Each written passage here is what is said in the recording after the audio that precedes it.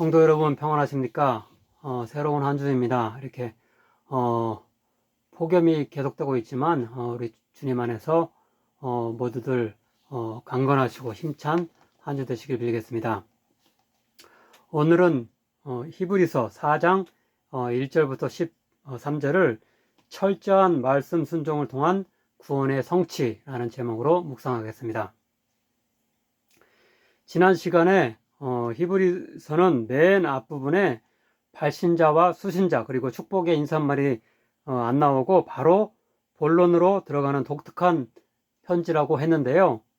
아마도 로마 황제들의 극심한 박해 가운데 있던 유대 그리스도인들의 신앙의 퇴보와 배교를 막을 긴급한 필요성 때문에 그러했을 것입니다. 이런저런 편지 형식을 다 갖출 여유가 없었다는 말입니다. 히브리서 끝부분인 13장 22절부터 23절은 저자가 사실은 직접 가서 이야기를 하고 싶지만 일단 우선적으로 간단히 편지를 써서 보낸다고 밝힙니다. 형제들아, 내가 너희를 권하노니 권면의 말을 용납하라. 내가 간단히 너희에게 썼느니라. 우리 형제 디모데가 놓인 것을 너희가 알라. 그가 속히 오면 내가 그와 함께 가서 너희를 보리라. 예, 권면의 말을 하기 위해서 간단히 일단 썼는데 실제로는 빨리 가서 보면서 직접 말하고 싶다라는 뜻을 전달하고 있습니다.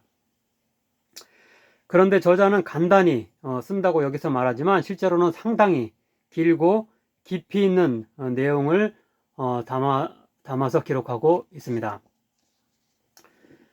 저자가 독자들에게 전하는 내용을 권면의 만이라고 여기서 표현하는데요. 이것은 당시 교회에서 설교를 지칭하는 용어입니다. 사도행전 13장 15절을 보면 바울 일행이 비시디아 안디옥에서 안식일에 회당에 들어갔을 때 회당장들이 율법과 선지자의 글을 읽은 후에 바울에게 권면의 말을 부탁하는데요. 바로 그것은 낭독한 구약의 율법서와 선지서에 대해 해설하고 적용하는 설교라고 할 수 있습니다. 사도행전 13장 15절입니다. 율법과 선지자의 글을 읽은 후에 회당장들이 사람을 보내어 물어 이르되 형제들아, 만일 백성을 권할 말이 있거든 말하라 하니. 그래서 여기서 바울이 여기서 그들에게 권면의 말을 하는데 이것은 설교를 뜻합니다. 여기 사도행전에서는 권면의 말이 아니고 권할 말이라고 나오는데 헬라어로 보면은 그 똑같은 단어입니다. 똑같이 권면의 말, 권면의 말이라는 뜻인데 사도행전에서는 권할 말이라고 이렇게 조금 다르게 번역되었습니다. 따라서 바울이 거기서 그 비시디아 안디옥에서 행한 설교와 비슷하게 히브리서의 저자도 구약 성경을 자주 인용하며 해설하는 설교를 하고 있다고 결론 내릴 수 있습니다. 매일 성경 서론을 참조하면 히브리서 저자는 총 6편의 짧은 설교를 하고 있다고 정리할 수 있습니다. 그런데 그 설교들의 형식은 회당 전통에서처럼 먼저 구약 성경을 인용하며 그 해설하고 그 다음으로 그에 따른 적용으로서 권면하는 순서입니다. 오늘 본문은 그 6편의 그 설교 중 세 번째 설교라고 할 수 있는데요. 3장 7절에서 4장 16절까지의 안식에 관한 주제의 설교라고 할 수 있습니다. 이것은 다시 앞부분인 3장 7절에서 4장 10절까지의 구약 성경 해설 부분과 4장 11절에서 16절까지의 권면 부분으로 나눌 수 있습니다. 즉, 이 세 번째 설교의 앞부분에는 구약 성경을 빈번히 인용하면서 해설하고 있고 뒷부분에서는 그 해설을 결론적으로 적용하여 권면 또는 경고하는 말씀을 하고 있습니다.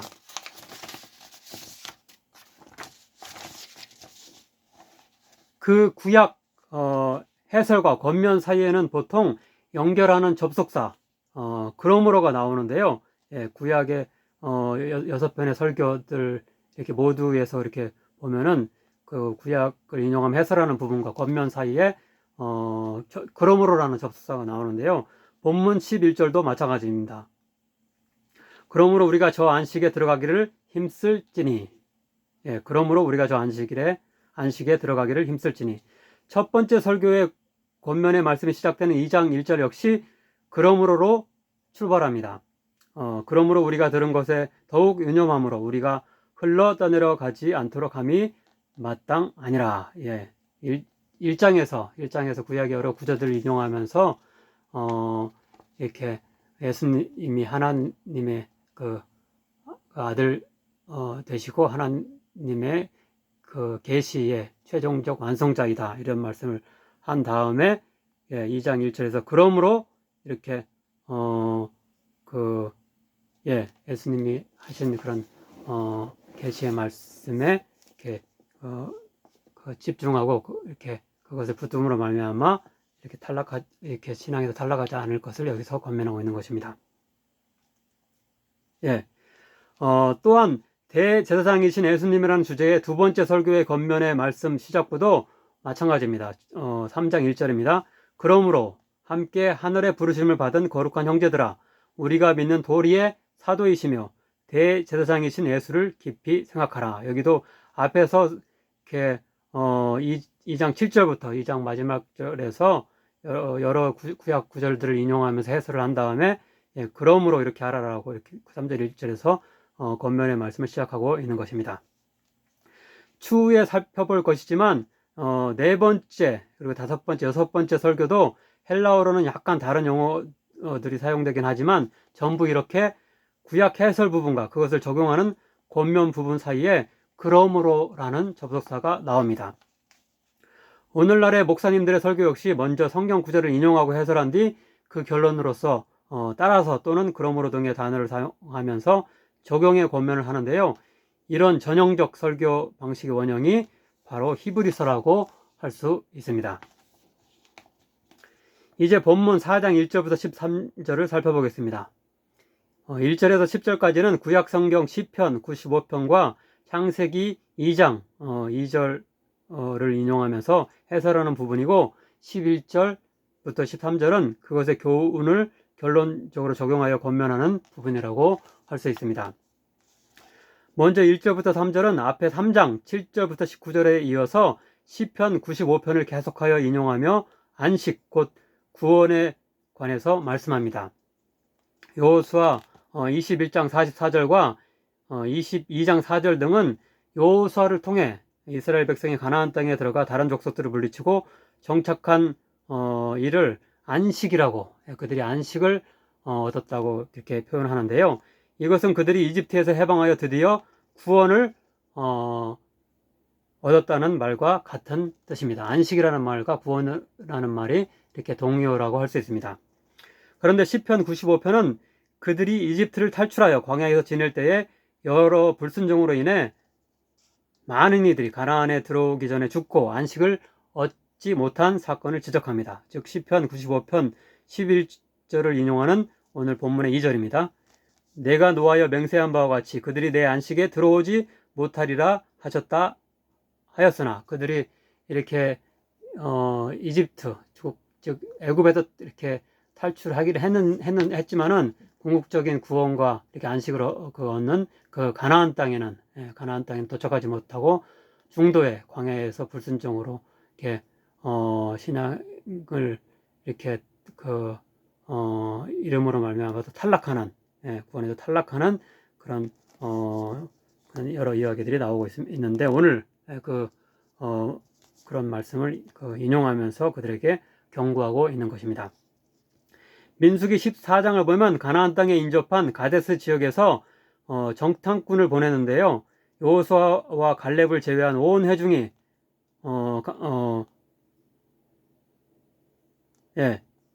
제외한 그 다른 정탐꾼들이 가나안 족속이 매우 강하고 키가 크다, 그래서 이렇게 그 가나안 땅을 정복하기가 힘들다라는 보고를 하자 온 회중이 차라리 애굽으로 돌아가는 것이 낫겠다라고 하며 모세에게 대항합니다. 그러자 하나님은 여호수아와 갈렙을 제외하고 20세가 넘은 모든 성인은 가나안 땅에 들어가지 못할 것이라는 심판의 맹세를 하시는데요. 바로 이러한 맹세를 시편 95편 11절이 다시 언급하고 있고, 오늘 본문이 다시 그 시편 95편 11절을 인용하고 있는 것입니다. 그러면서 이집트에서 탈출한 모든 자가 가나안 땅에 들어가지 못하고 많은 이들이 중간 광야에서 불순종으로 인해서 죽은 사건을 상기시키고 있는 것입니다. 이것은 신앙생활을 시작했더라도 모든 사람이 무조건 구원을 얻는 것이 아니라 불순종으로 인해 중도에 탈락할 수도 있다는 것을 교훈합니다. 또한 4절은 창세기 2장 2절 곧 하나님은 제7일에 그의 모든 일을 쉬셨다를 인용하면서 그것은 하나님께서 창조 때부터 이미 안식 곧 인간의 구원을 예배하셨다는 사실을 뜻한다고 해석합니다. 그러나 모든 사람이 구원을 얻는 것이 아니라 순종하는 자만이 그러하며 불순종하는 자들은 구원을 하나님이 우리들에게 구원을 주시기를 원하고 그걸 구원을 예비하셨지만 불순종하는 하는 자들은 구원을 얻지 못할 것이라고 경고합니다. 6절입니다. 그러면 거기에 들어갈 자들이 남아 있거니와 복음 전함을 먼저 받은 자들은 순종하지 아니함으로 말미암아 들어가지 못하였으므로, 어떤 사람들은 구원을 얻는 자들이 있는 반면에 그렇지 불순종하는 자들은 구원을 얻지 못하는 자들이 또 있다는 것입니다. 7절은 다시 시편 95편으로 돌아가 그 7절, 8절을 인용하며 그중 오늘이라는 단어에 집중하면서 여호수아에 의해 가나안 땅에 들어간 일이 궁극적 안식이 아니라 하고 또 이렇게 새로운 또 해석을 우리에게 제공하고 있습니다. 오늘 너희가 그의 음성을 듣거든 너희 마음을 완고하게 하지 말라 하였나니 만일 여호수아가 그들에게 안식을 주었다라면 그 후에 다른 날을 말씀하지 아니하셨느니라. 시편 95편의 저자는 다윗인데요. 그가 자신의 시대를 오늘이라고 지칭하면서 다시금 광야에서처럼 완악한 마음으로 불순종하여 안식을 얻지 못하는 실수를 하지 말자고 권면하고 있다는 것입니다. 그런데 이것은 이스라엘 백성이 가나안 땅에 들어가서 정착하여 그냥 사는 것으로 안식 곧 구원이 완성된 것이 아니라 시대마다 하나님이 그런 요구하시는 그 말씀에 따라서 새롭게 순종할 때만이 안식 곧 그 구원을 얻을 수 있다는 그 뜻을 내포하고 있습니다. 이런 구약 구절들에 대한 해설을 마친 후에 결론적으로 11절부터 13절은 하나님의 말씀에 대한 철저한 순종을 통해서 안식 곧 구원을 완성할 것을 당부합니다. 먼저 11절입니다. 그러므로 우리가 저 안식에 들어가기를 힘쓸지니 이는 누구든지 저 순종하지 아니하는 본에 빠지지 않게 하려 함이라. 마지막으로 12절부터 13절은 하나님의 말씀이 얼마나 권능이 있는지를 강조하면서 그것에 불순종하여 심판받지 않도록 조심할 것을 권면합니다. 하나님의 말씀은 살아있고 활력이 있어 좌우의 날선 검보다도 애리하여 우리의 결산을 받으실 이의 눈앞에 만물이 벌거벗은 것 같이 드러났느니라. 히브리서의 독자 곧 히브리서 그 편지를 받는 그런 수신자들은 고난과 박해로 인해서 하나님의 말씀에 불순종하고 배교할 위험에 처해 있었습니다. 그러한 불순종과 그로 인한 구원에서의 탈락을 막기 위해 본문은 과거 그들의 조상의 광야에서의 불순종으로 인한 구원에서의 탈락을 이렇게 본보기로 들며 그들은 그러한 과거의 오류를 다시는 반복하지 말 것을 경고하면서 철저한 말씀 순종 가운데 안식 곧 구원을 성취할 것을 권면하고 있는 것입니다. 오늘의 우리 역시 까딱 잘못하다간 신앙을 잃고 하나님의 말씀을 무시하고 그것에 불순종하다 구원에서 탈락할 수도 있는 것입니다. 과거 교회를 열심히 다니던 사람들 중에 얼마나 많은 자들이 더 이상 그렇지 않은지 우리 주변을 보아도 쉽게 확인할 수 있습니다. 우리 역시 육체의 정욕과 안목의 정욕과 이생의 자랑 등에 현혹되어서 하나님을 버리고 불순종하는 자들이 될 수 있습니다. 아무쪼록 깨어 기도하며 하나님의 말씀을 끝까지 존중하며 철저히 실천하여서 최종적으로 구원을 얻고 참된 안식을 얻는 우리들 되길 간절히 바랍니다. 기도하겠습니다. 사랑의 하나님, 하나님의 말씀에 불순종함으로 말미암아 구원에서 탈락하는 자가 되지 않도록 우리를 도우소서.